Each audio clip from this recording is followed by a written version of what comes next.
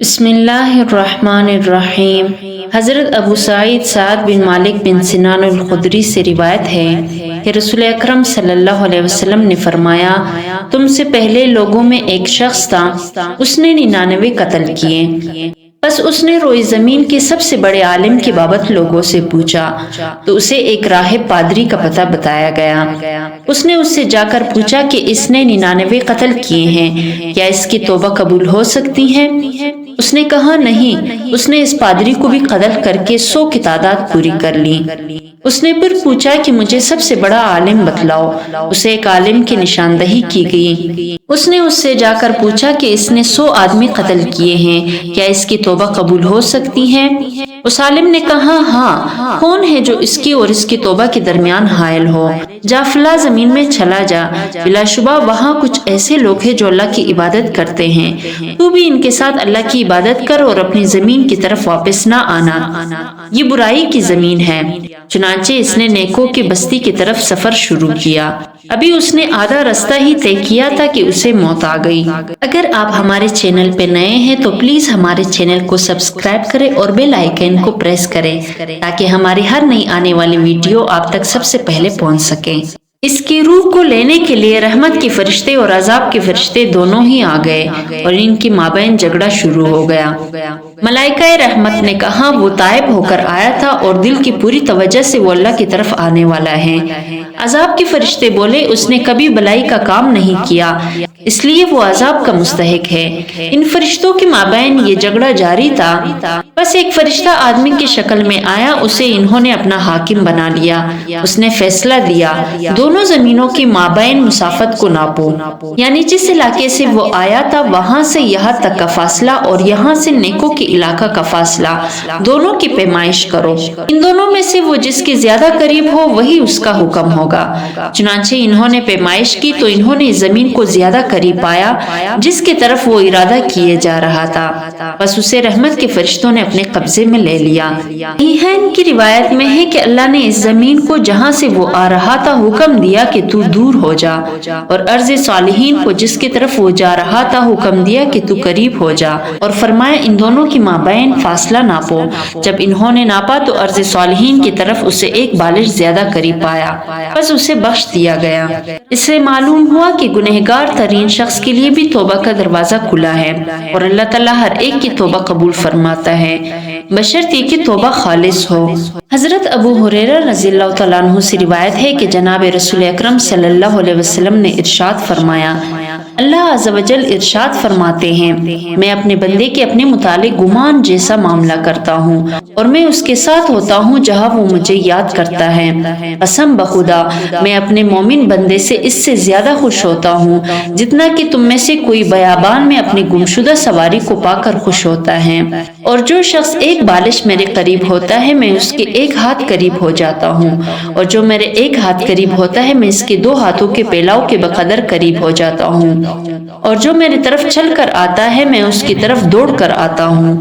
حضرت عبداللہ بن عمر رضی اللہ تعالیٰ عنہ فرماتے ہیں کہ میں نے رسول اکرم صلی اللہ علیہ وسلم سے سنا، آپ فرما رہے تھے کہ تم میں سے پہلے کسی امت کی 3 آدمی سفر کو روانہ ہوئے، راستے میں رات گزارنے کے لیے ان کو ایک غار ملا، وہ اسی کے اندر داخل ہو کر سو گئے۔ اتفاق سے پہاڑ کی ایک چٹان پھسلی اور غار کے منہ پر آ گئی اور باہر نکلنے کا راستہ بالکل بند کر دیا۔ صبح کو بیدار ہو کر جب انہوں نے اس خوفناک مصیبت کو دیکھا، انہوں نے آپس میں کہا اس چٹان کی آفت سے تم کو بجز اس کی اور کوئی چیز نجات نہیں دے سکتی کہ تم سب اپنی اپنی زندگی کی سب سے زیادہ اچھے اور نیک عمل کا واسطہ دے کر اللہ تعالیٰ سے دعا کرو، وہی اس کو ہٹا سکتا ہے۔ ان میں ایک نے کہا اے اللہ تو جانتا ہے کہ میرے بہت بوڑھے عمر رسیدہ ماں باپ تھے اور میں روزانہ ان سے پہلے اپنے کسی بھی بچے لونڈی غلام کو شام کا دودھ پینے کے لیے نہیں دیا کرتا تھا، پہلے ماں باپ کو پلاتا پھر اوروں کو۔ اتفاق سے ایک دن میں چارہ کی تلاش میں ریوڑ کو ساتھ لیے بہت دور نکل گیا اور اتنی رات گئے گھر واپس آیا کہ وہ انتظار کرتے کرتے بھوکے سو گئے۔ میں حسب عادت فوراً ان کے لیے بکریوں کا دودھ نکل کر لایا تو ان کو گہری نیند میں سوتا ہوا پایا۔ میں نے ان کے آرام کے خیال سے نہ ان کو جگانا پسند کیا اور نہ ان سے پہلے بیوی بچوں وغیرہ کو دودھ پلانا گوارا کیا۔ رات بھر ان کے سرہانے دودھ کا پیالہ ہاتھ میں لیے کھڑا رہا اور ان کے جاگنے کا انتظار کرتا رہا۔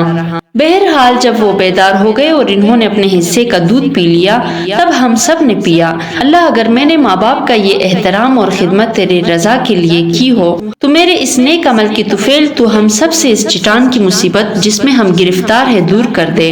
اس دعا کے بعد وہ چٹان تھوڑی سی ہٹ گئی مگر اس سے وہ نکل نہیں سکتے تھے۔ دوسرے نے کہا یا اللہ تو جانتا ہے کہ میرے چچا کی ایک لڑکی تھی جو مجھے سب سے زیادہ محبوب تھی۔